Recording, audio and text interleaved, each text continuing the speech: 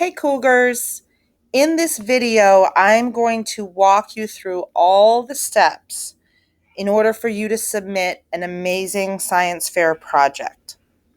You're going to get an email from your teacher, your science teacher, and that's going to contain 3 attachments. The first attachment that you open up is going to be this form that you see right here. The second attachment is going to be this form, which is basically typed out step-by-step directions of everything that I'm going to tell you in this video. So you can print this out and you can just read it, or you can watch the video. Either one, it's the same information. And the purpose of this is so that if you're at home and you're working on this and you're stuck and you don't know what you're supposed to do, you don't have to wait until you come to school to get the information. You can access it from home, okay? The third attachment you're going to get is this PowerPoint. And the PowerPoint details the configuration of your board, what's supposed to be on your board and what's it supposed to look like, okay? Because it has to be set up a very specific way in order to be entered in the fair. And so that's going to give you this information. So I'm going to go back to this original document. And when you get this, you're going to realize that you can't edit it. You can't type on it because this is your teacher's document and you need to make your own. So if you go up here and you click on File, you're going to get a drop-down menu. You're going to click on Make a Copy. This box is going to pop up and it's going to ask you to name the document. You're going to delete what's here and you're going to put your name. Your name. I'm going to put Awesome Student Cougar because you guys are amazing. Awesome Student Cougar. Okay. All right. And then it's going to ask you the folder that you want to put it into. If you're 7th or 8th grade, you might already have folders. And you can put it in a specific folder that you choose. If you don't have folders, or if you're 6th grade and this is your first time on the Google Drive, that's fine. It's going to default and it's going to put it into, it's going to default and put it into your Google Drive. And the best thing about Google Drive and Google Docs in general is that it does not, you don't need to save anything. It saves for you automatically. So if you're in the middle of typing something and something comes up, and you walk away and your computer shuts down, you're going to go back and it's still going to be there. Okay, so once I have made a copy, it's opened up a new document, and this is my document, and I can edit it. So you can type on it and do what you need to do, okay? So now it's your document, and you can do what you need to do with it, right? So you're going to put student name, your science teacher, your school name, your project title, and that's it. I've already filled in my name because for the school coordinator, so you don't have to worry about that. And you're going to scroll down to page 2. This is a checklist for the adult sponsor. I am your adult sponsor. So the only thing that you need to do on this document is type your name and your project title. You're going to notice that things are already filled out and some things are left blank. Please leave those as they are. I've already filled out some of it for you, so you don't have to change anything. Unless I explicitly tell you to put something on the form, just leave it as is, okay? The next form is the student checklist. So page 3 is your student checklist. You're going to put your name here, the grade, your student email address, your phone number, team member name. Now remember that you have to have permission from your science teacher in order to have a partner or to be working in a group, because not all projects are authorized for partners, okay? The title of your project, school name, school phone number, school address. I will fill in my phone number at a later date. I just didn't put it in now because this is a YouTube video and we got to be concerned about privacy, right? So everything else that's here, you don't have to worry about that. Up here, you're going to put your tentative start date. So this is the date that you think you're going to start your project. Things come up, stuff happens, so if you don't start it on that day, that's okay. In this box here, you're going to put your actual start date. So what is the actual date that you started your project? And then what is the actual date that you ended your project? Okay. So if your project takes 5 days, this date over here should be 5 days before this date. Okay. And then the rest of it, you don't have to worry about. You don't have to do anything. Now, this is the form where you're going to get to, and a lot of you are going to recognize this form. You've done it before. You've already filled it out, and you know exactly what to do, and that's great. But for those of you who don't know, I'm going to go through it step by step. So you're going to put your name, your grade level, it's 2019, your science teacher, your school. In the box that says rationale, this is an introduction to your project. What are you doing? Why does it matter? Why should we be interested in it? You're just going to put a brief little summary here, okay? It doesn't have to be an essay. Just maybe 3 to 5 sentences on what you're doing. The question or the problem. What question are you trying to answer, or what problem are you trying to solve? Okay, this should be like the real world connection. Like, why does this matter to the real world, right? The next box is the engineering goal or hypothesis. So you're only going to have one or the other. If you are engineering something, if you're doing a robotics project or coding, what is the end goal that you're looking for? If you are doing an experiment, a controlled experiment, then you're going to have a hypothesis. And your hypothesis should be in the form of an if-then statement. Remember, where the if part of the statement is the independent variable, and the then part of the statement is the dependent variable. Or in other words, what are you testing and what are you measuring? Okay. Then underneath is the materials and tools list. And these things you can list in bullet points. You don't have to make sentences. And so you're just in materials. Materials and tools are two different things, okay? Materials are items that you're going to use over the course of your experiment or your engineering project that are going to be used up throughout the duration of the project, or they were specifically bought for this science fair project or obtained for this science fair project. You're not really going to use them for anything else. Your tools are items that you needed to use, but they weren't specific for this project. Items that you could use again after the project is over. So like a hammer, nails, a screwdriver, things of that sort, okay? And then page 5 is intentionally left blank. It's just a blank page. You could just leave that the way it is. Page 6 is your procedures list. The procedures need to be listed in numbered order. So step 1, step 2, step 3, or you can just put numbers, right? 1, 2, 3, 4, 5 in order. And your procedures need to be as detailed as possible. First reason for this is so that you have a complete list of every step you're supposed to take, so that you don't forget something or leave something out, because that could alter your end result, right? The second reason for this is so that your teacher knows exactly what you are doing over the course of your project, to make sure that there's nothing in there that is not allowed or that wasn't approved, okay? Because certain things that you do for science fair need to have special approval. So this procedures list needs to be put in order ahead of time so that your teacher can review it and make sure that everything is okay. At this point, I need to mention to you Science Buddies.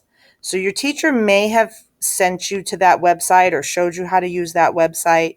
Maybe your teacher didn't. That's okay. That website is a website specifically designed for science fairs, and it has thousands of project ideas, engineering ideas and research ideas and experimental ideas. And And so if you are sitting there and you're like, I have no idea what I'm going to do, I've never done science fair before, I don't know what I'm doing, you can go to sciencebuddies.com and you can pick a project and it will give you all the information that you need to complete that project.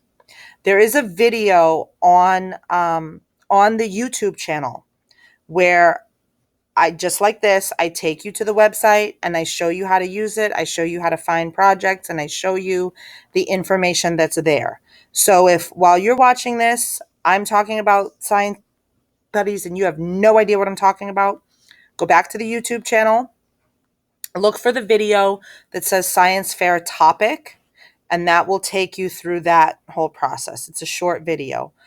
I think it's like 8 minutes or something, but it's quick. Anyway, if you used that website to get your project, and you don't have to use that, okay? You can come up with the project off the top of your head. You can get your idea from somewhere else. You do not have to use that website. It's just there as a resource for people who have no idea what they're going to do, okay? So if you use that website and you watch that video, you're going to notice that when you look under your project, all of the information that we have just talked about is already listed there for you. So under your project is going to be, the first heading is the introduction. That's what's going to go here. You can't copy and paste that from that website and put it on your document here because that's someone else's thoughts, right? That's someone else's work, and you can't do that. What you can do is you can read the introduction on that website, put it into your own words, and then summarize it here. But the question, the hypothesis or the engineering goal, the materials, the tools, and step-by-step procedures are on Science Buddy's website underneath the project, all there for you. Those you can directly copy from that website and just transfer them over here. Just copy and paste to transfer them here. And you can do that with materials and tools, lists, and procedures because that's not considered to be somebody's original work, okay? So everything that we've done so far, if you got your project from there, it's already done for you. You're just transferring it to this document, okay? The next page is going to be your risk assessment. So here, describe risk assessment. With every single project that you do, there is some risk associated. I've had kids tell me, oh, well, I'm just doing this and there's no risk. There's always a risk, okay? It doesn't matter how small it is. It may not be obvious to you. You may have to sit there and think about it, but there's always some sort of risk. So you have to put something here, okay? What could potentially go wrong during the course of your project, okay? And then the next box is to detail chemical concentrations. If you are not using chemicals in your experiment, then you're not going to have anything to put in this box. But you can't leave it blank. So you're just going to put NA, and that way, that's for non-applicable. That means that I know you acknowledge that box and you just don't have anything to put there. Because if you leave it blank, then I'm going to think, well, maybe they just forgot it, right? The next box is the safety precautions. So whatever your risk was here, what precautions are you going to take to minimize this risk? You're going to list those precautions here, okay? Next box, discuss methods of disposal. How are you getting rid of the materials that you're using, okay? You may have very simple materials that you can just throw in the trash in your house. That's fine. Explain that to me. List out the materials and tell me where they're going when you're done, okay? Other things, certain chemicals can't just be dumped down the drain. So where are you going to dispose those chemicals? You need to explain that in this box, okay? The next page is your data analysis. How are you going to analyze the data that you're taking? So the reason for this is so that you have to consciously think of, how am I going to measure the data I get? You can get all the data in the world. And if you don't have a good method of measuring it, then it's pretty much useless, right? So you want to think in advance, how am I going to measure this data? If I am testing, I don't know, how well a particular fertilizer works on a plant. Does this fertilizer help the plant grow, more than it normally would without the fertilizer? How are you going to measure the plant growth? Are you going to use a ruler? Are you going to use a tape measure? How are you going to measure that, right? So you need to explain in this box how you're measuring your data, okay? The bottom is the bibliography. And our district science fair coordinator has made this really, really simple for you, okay? You need to have 5 of your own sources. And again, if you are using the Science Buddy's website, the sources are already listed in APA format for you. All you got to do is copy and paste those. However, you're going to use that website as one of your sources, okay? If you're not using that website for your project, then you've had to do some sort of background research prior to doing your project. Those sources are going to go here, okay? The district coordinator has already listed for you the Palm Beach rulebook, the ISEF rulebook. There are 3 total rulebooks that Palm Beach County uses for their science and engineering fair. She's listed these already as sources for you because those are sources that you're going to use, right? So she's already put that here for you. And the final one that you need is your safety reference. So for this one, whatever you up here when you did your risk assessment, right?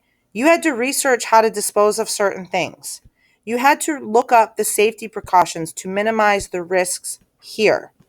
Where did you get that information from? Wherever you got that information from, that is going to be your safety reference, okay? And you only need one of those. You might have more, but you only need one. Now, these sources need to be in APA format. And so again, our lovely district coordinator has made it really simple for you. She has left this direct link, right? So you click on this link and it's going to open up a website. And this website makes the citations for you. It puts it in APA format for you. So you're going to open this up and you're going to click on Create Citations. And it's going to take you to a page.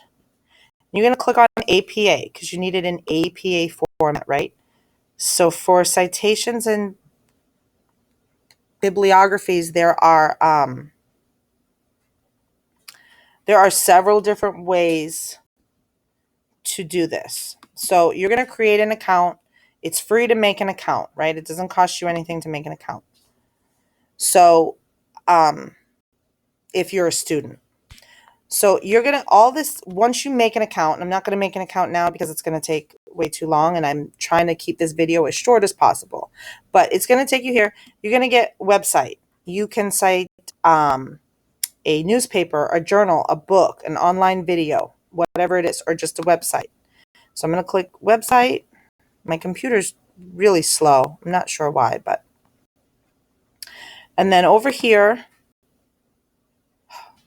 come on. Okay. Over here, you're going to type in that website, or you're going to copy and paste the website that you already have, right? So if I, go up here, click on it, highlight it, copy, paste it here. And I'm just doing, a random website, but you're going to do Control V, paste, right? And you're going to click on Cite. And it is going to it's going to generate the citation for you, okay? It takes a minute, and my computer is working really, really, really slow, okay? So you go here, click on Cite.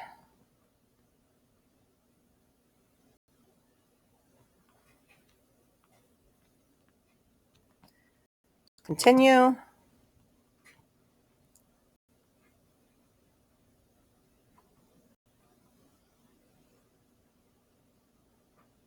Now, right here, I'm doing it in MLA, but once you make your account, and for students, it's free. So once you make your account and use your student email address, it's going to do it in APA for you. You can change it.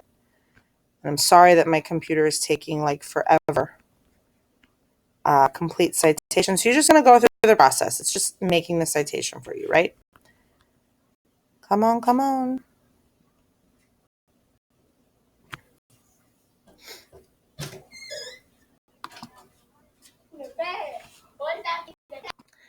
Okay, so once you do that, so it's going to give you this citation, right? This is your citation. So you're going to copy and paste. Copy bibliography citation. And then it says citation copied. And I'm going to go back to my research document. Oh, no, I'm sorry. I'm going to go back to my awesome student research document. And I'm going to go over here, click on source, Control V for copy paste, and there is my citation. Done.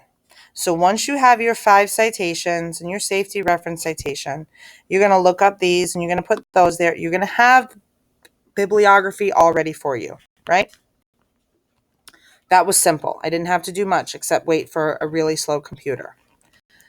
The next page, page 9, is your approval form. And so this form, I'm going to talk about page 9 and I'm going to talk about page 10 together, okay? You're going to skip over page 9 because I'm going to show you a really simple way to make this process painless for you. So you're going to skip over page 9 for just a second. You're going to go to page 10. Page 10, you're going to put your student name. You're going to put a project title. This box these boxes right here are basically repeats from page 8. You're basically, everything that's on your risk assessment form on page 7. Everything that's here, okay, the risk, what is the risk? What are the safety precautions? How are you going to dispose of your materials? This stuff gets repeated here on page 10. And I know you're saying, like, why do we have to put this multiple times? And why are we repeating things over and over again? But I promise you there's good reason for it. It's just too long for me to explain in a video I'm trying to keep really short. So basically, you're going to take the information from page 7, and you're going to copy and paste down here on page 10. List hazardous chemicals, activities, or devices that will be used. What are you using that could cause harm to you? Okay. If you're using a hammer, that could cause harm to you, right? It could injure you. If you're using a screwdriver, that could harm you. Box number 2, identify the risks. You've already listed this information on page 7. So you're just going to copy and paste it down here. The safety precautions. You've already done this. Disposal procedures. Again, you have done this. List the source of safety information. You've done that too, right? You don't have to do it again. So you're just taking the information from page 7 up here on your risk assessment form, and you are copying it and you are pasting it here on page 10 in the appropriate boxes. Okay? Just listing it where it goes. Now, once that's done, we're going to deal with page 9. So you're going to go up here. You're going to type your name here. You're going to type your name here, and it's going to generate a signature for you. And you're going to put the date that you put this signature here, right? Now, once you're done with that, you're going to click on share. And you are going to send this document to your mom, dad, grandma, uncle, whoever you live with that's going to be at the house when you're doing your project, right? So mom and dad at gmail.com, right? And I'm going to click on send. I'm going to send that to my parents. And your parents are going to get an email that says, so-and-so wonderful student has shared a document with you. And your parent is going to click on that document and it's going to open up for them. And they're going to go here and they're going to type their name here, and they're going to type their name here, and it's going to generate a signature, and they're going to put the date that they did this signature, right? And then you're going to have them, all of the other boxes here, all of the information on box 2 and all of the information on box 3, you're going to leave it blank. You don't have to do anything with it. Tell mom and dad, don't touch it, leave it blank. You're going to go down here to page 10, where you've listed out all the risks and safety precautions. And mom and dad are also going to, or mom or dad, you only need one, are going to print their name here. They're going to print their name here, and it's going to generate a signature, and they're going to put the date that they did this. Now, once they do that, they don't have to do anything else. They can just close out of the document. When you go back in to open this document again, those signatures are going to be there, okay? The only catch to this is that when mom and dad open up this email, they have to be signed in to their Google account, okay? And they can make a free one. If they don't have one and your mom's like, I don't know anything about the internet, I don't know how to do that, because that's how my mom is, you can just make them a free account, and as long as they're signed into Google, it will generate the signature for them, okay? The reason for this is here. Your parent is your designated supervisor. By default, they're the designated supervisor because they are going to be the one at home with you when you're doing this experiment or when you're engineering whatever it is you're doing, okay? They're going to be the one at home supervising you. So they need to be aware of what you're doing and what the risk is, okay? If they have any questions about this, they can email me or call me, or we'll try to make it as simple as possible. But basically, all you're doing is sharing a document with them. They are opening it up, they are typing their name, and that's it. Now, once that's done, you're going to make a data table, okay? And the data table, you're going to make it prior to you starting the experiment, prior to you collecting any data. And the reason for that is if you make the data table first, it makes it much clearer on the data that you need to gather, right? You know exactly what you need to look for. So to create a data table, you're going to go to Insert, you're going to go to Table, and you're going to decide how many boxes you need. So let's pretend that I'm going to do an experiment with plant fertilizer. I'm going to test, 6 plants. I'm going to put fertilizer on 3 of them, and I'm not going to put fertilizer on the other 3, right? And I'm going to see how much they grow for 3 weeks. So the fertilized plant or the fertilizer is my independent variable that needs to go on the x-axis, right? And my 3 weeks need to go on the y-axis. So I'm going to do a 6x3 table, okay? Here's my 6x3. Now, I've made a mistake because I need to put data in all of these boxes, but I don't have anywhere to put my labels. So what I can do is I can go here and I can right click and I can put insert row below. I'm going to put my labels on this last row, right? And I can go here and I can right click and put insert a column right. I can delete rows, I can add rows, put insert column right. And here I'm going to put rate of growth. I'm going to put growth for week 1. Oh. And I'm going to put growth week 2. And I'm going to put growth week 3. Okay. And then down here, I'm going to put plant. I'm going to put fertilized plant 1, fertilized plant 2, fertilized plant 3, no fertilized plant 1, and so on, right? So basically, I'm setting up my data table so that I know exactly what data I need to be collecting, okay? New fertilized plant 3. So I know that I'm testing the fertilizer on plants, and I'm measuring how much growth those plants have, because I want to see if the fertilized plants will grow faster than the non-fertilized plants, right? So I have my independent variable down here on the x-axis. This is what I'm testing. I have my my dependent variable here on the y-axis. This is what I'm measuring.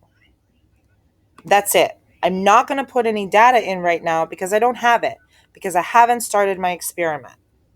Okay, so at this point, I am done. I am going to share this document again, but this time with my teacher. So let's say my teacher is, I don't know, we'll do Mr. Brutvan, right? Mr. Brutvan. So I'm going to type in Thomas Brutvan, right? And I'm going to click on send. Mr. Brutvan is going to get an email. It's going to pop up and say, such and such student has shared a document with you. He's going to go in. He is going to start at the very beginning, and he's going to review this document to make sure that all of the information is filled out correctly and that you have your signatures in place. The signatures are very, very important. If the signatures are not there, you cannot start your experiment. If you start your experiment prior to the signatures being there, I cannot enter it in the school fair or the district fair for that matter. So once Mr. Brutvan reviews all this, if something is not correct, he's going to email you back and he's going to tell you what to fix. If everything is in place and everything's where it's need to be, he's going to email you and say, start your project ASAP. You are ready to start your actual experiment, okay? One really important thing that I need to mention is that you need to keep a notebook or a logbook, okay? Without, in any engineering process or in any experiment, you're going to keep a logbook or a notebook. That's where you're going to make your material list. You're going to write down what's working, what's not working. You're going to make your observations. So if you're observing something for 3 days, or if you're measuring something, or you're taking the time of something, you're going to write all that information down in your notebook. That's where you're going to keep your data and all your notes, right? So you should have dates, you should have times, you should have observations. You have to have a notebook or a logbook, and that has to be submitted with your board at the school fair. When you turn in your board, you need to submit that notebook. I will return that notebook to you, so it doesn't need to be a notebook that you go out and purchase just for this. It can be some papers stapled together. Whatever it is, as long as there are notes taken during your experiment that are submitted with your board. And like I said, those will be returned to you after the school fair. And the purpose for that is that if your board is one of the winners, then I need to submit that notebook to the district with your board, okay? Because that's going to increase your chances of winning at the district fair. And if we're going to have you guys enter this, then I want to give you every chance possible to be successful. So you have to have a notebook, okay? So now we are somewhat finished, right? You've submitted your research plan and all your signatures and all your forms. Your teacher has told you to go ahead. You start your experiment. However long your experiment takes, make sure you're taking notes in your notebook. When your experiment is done, you're going to go back into this document that's going to be saved on your Google Drive. And you're going to enter your data into this data table, the data table that you already created, okay? And you're going to enter, let's say this is my experiment now, and of course this is not real data because I just came up with it now. But you're going to enter whatever's in your notebook, you're going to put it in this data table. So let's say plant 1, week 1, I don't know. I'm just going to put in random numbers right now, and I'm measuring in feet, right? So I'm just going to put in, any random number because I'm going to show you how to make a graph, and I want to make sure that you that it looks on my document what it should look like on your document. So I'm just going to put in whatever data I got from my notebook. And this data, making the data table before you do your experiment is going to help you because you're going to be aware of what data you need to be taking. Because you're going to look at this table and you're going to say, okay, I need to measure this plant on, growth week 1, growth week 2, growth week 3. Make sure that you remember your constants. Okay, if you're doing an experiment, make sure you remember the constants. Are you keeping these plants all in the same location? Do they all have the same water? Do they all have the same access to sunlight? What are you keeping constant? Your constants, obviously yours is not going to be what mine is because mine is just for purposes of an example. But whatever your experiment is, make sure you write out the constants ahead of time and make sure that those are documented in your notebook, okay? Because if you're at the district science fair, you're going to be speaking to real scientists and they're going to be asking you questions. So you want to make sure you have all your information, right? And constants just make for a more valid experiment anyway. So make sure you're keeping that in mind. Okay, so you've entered your data in, your experiment's done, you have your data. Perfect. Now you're going to analyze your data, okay?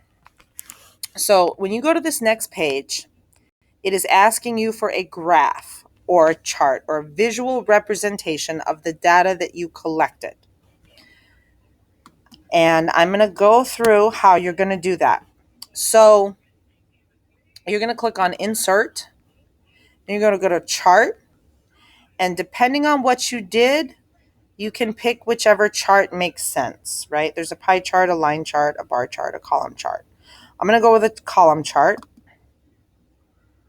And it says Inserting Chart. And when it does that, you're going to see that it puts in a chart that has data that is completely unrelated to my experiment, right? Well, that's because even though I've entered the data in a data table up here, I haven't entered it into this chart, right? So I need to take the data from the data table here, and I need to enter it into a chart. So here's my chart, and if you click on the chart, this little box pops up, right? So you're going to click on this arrow and you're going to put open source. And it's going to take you to a Google Sheet.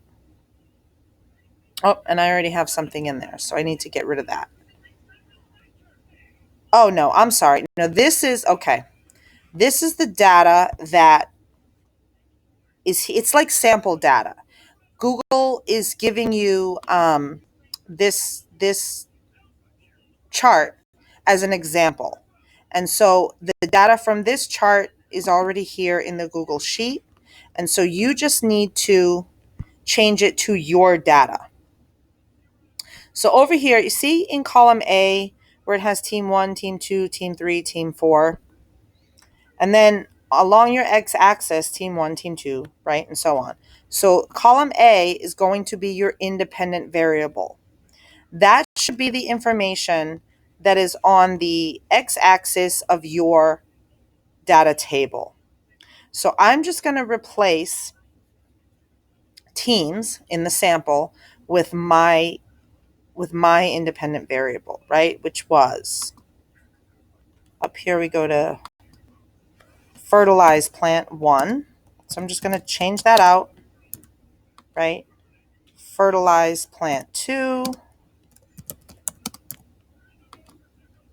Fertilize plant 3. So what you're entering here is your data from your data table that is on your x-axis, okay?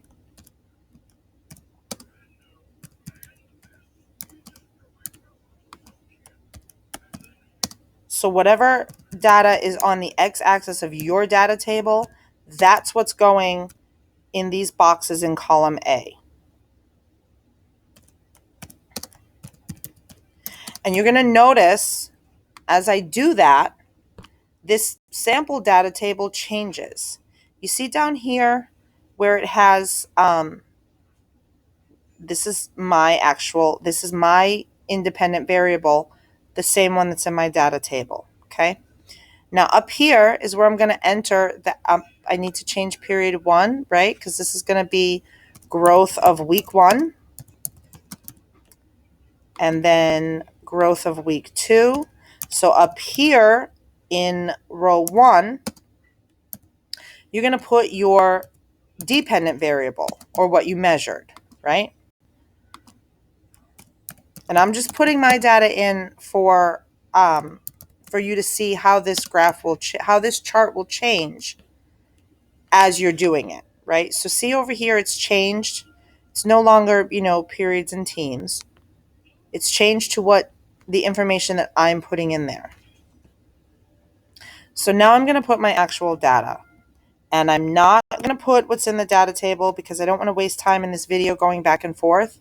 I'm just going to put information so that you can see how this table will change, okay?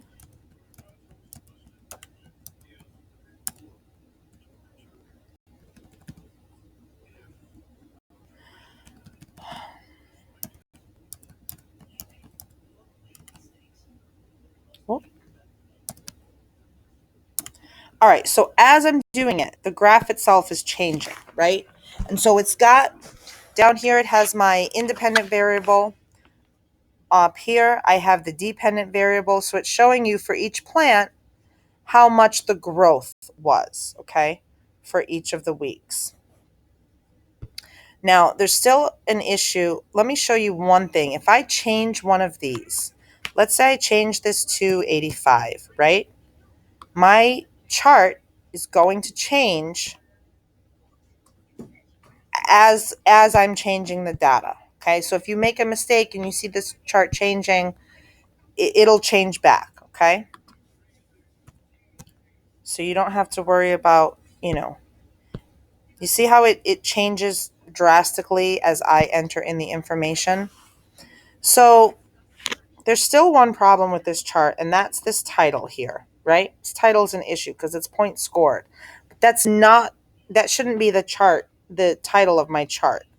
So I'm going to click on these buttons over here, and there's all these options for me. I can download the chart.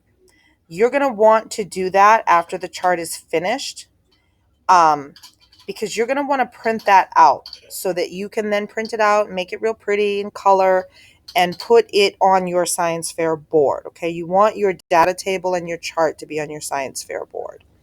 I can copy the chart, I can publish it. There's all these things that I can do with it, right?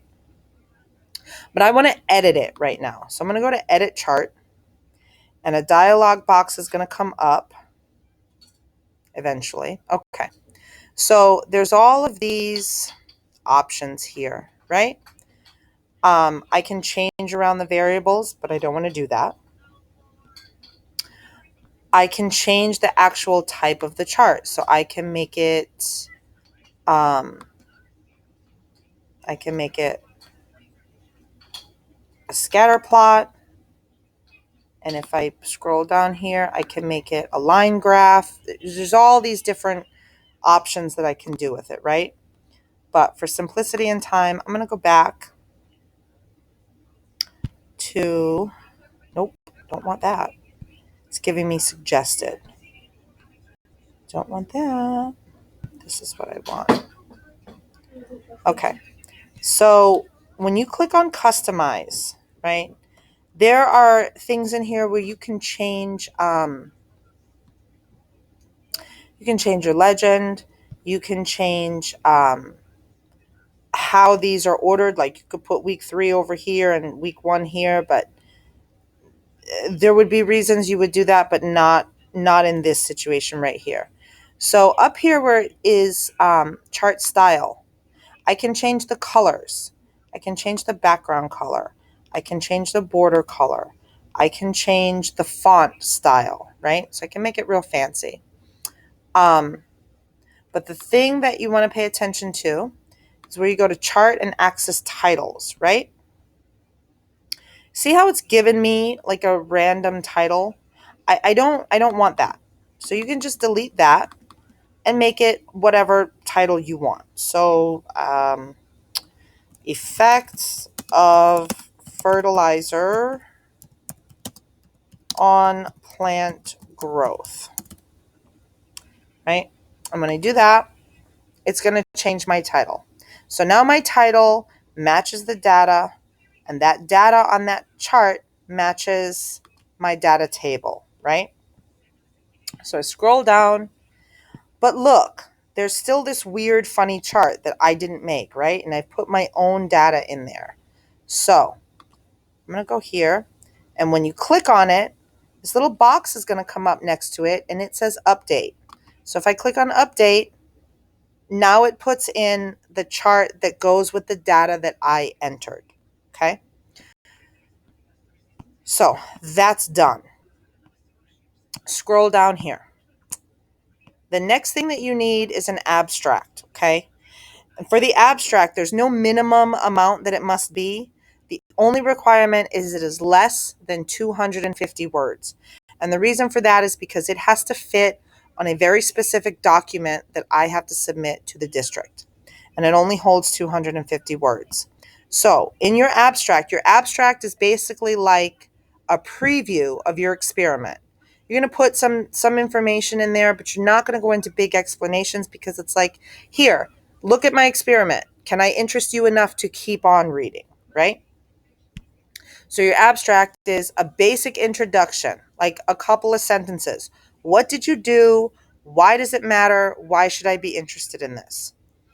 The problem that you were trying to solve, your engineering goal or the hypothesis, right? Your if then, what did you think was going to be the outcome? An overview of procedures.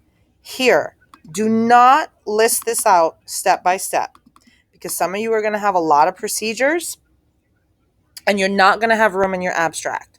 Just give me a basic, what did you do?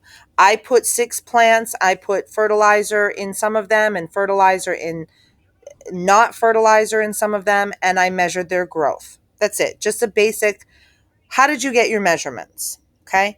And then your results. What were the overall results?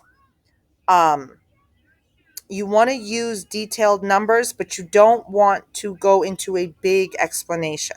Okay. My results were that the plants without fertilizer grew more than the plants with fertilizer. Okay. And then a very small to the point conclusion. So what was your overall conclusion and why does this matter in real life? That's it. Okay. And then we're almost done. All right. So now we get to the conclusion. The conclusion is basically your abstract with more detail. Okay. So this needs to be written in essay format. It needs to be at least 1 page, double spaced, 12-point font. And by essay format, I mean complete sentences and paragraphs, right? An introduction. Remember, you already did an introduction in your research plan. Materials and methods, materials and procedures. What materials did you need? What procedures did you use? These things are way back up here. If we go back to page, I don't know, I think page 4, all the way back up here, you have already done these things. So you're not doing them again. And I want you guys to realize that although a lot of things are repeated several times throughout science fair, you don't have to redo them every single time. You can take the work you've already done and reuse it. So here's your introduction, right? Here was your goal or your hypothesis. Here's your materials and tools. Your procedures are here. So you don't have to redo those. You already have them. So on your research paper, your conclusion, you don't have to redo that work. It's already done. So on your conclusion, the research paper, introduction, materials and methods, it's already there. The results, you already have your results because you put them in your abstract. Your discussion and your conclusion part, those are the paragraphs that are going to be a little bit more meaty. So whatever you put in your abstract as your results and your conclusion, and you were really to the point and short, this is where you're going to elaborate on that. Okay. This is where you're going to talk about what went wrong during your experiment. What were your sources of error? Did you get halfway through and realize that, maybe you should have done it a different way? If you were going to do it again, how would you do it differently? Your conclusion. How does this experiment or this engineering project contribute to real people in the real world? Why does it matter? And the bibliography. You already have a bibliography. Back up here. I think it's page 9. I'm not sure. But up here, yep, page 8. This bibliography that you've already made with all your sources, all you're going to do is copy your sources and paste them down here and call it a bibliography. That's it. That's all you're doing. Copy and paste your own work, right? The bibliography is not part of the one page. So when I say that this research paper needs to be one page, double spaced, put the bibliography on another page or on the back. That's not part of your one page, okay? Your one page is all of this information here, okay? That should be one page. When that's done, finally, you are done. You're done with all the work, and now you get to do the fun part, right? What's the fun part? You're going to click on share. You're going to send this back to your teacher. This is your conclusion. Your teacher is going to read it, go over it, make sure everything is where it needs to be, make sure you have everything you're supposed to have. And your teacher's going to email you and say, go ahead and start your board. And this is the part that everybody likes to do. This is the fun part, right? So over here, you're going to go to this PowerPoint for your board. And I need to stress to you that everything that is going on your board is already done. It's already in your research plan. You are just transferring it from your research plan, putting it onto some fancy, pretty looking paper with nice font, and putting it on your board. Okay? Your project title, the purpose, that's your introduction from the research plan. Your hypothesis, you've already done. Your abstract, that is the abstract that you did at the end of your experiment on your research plan over here.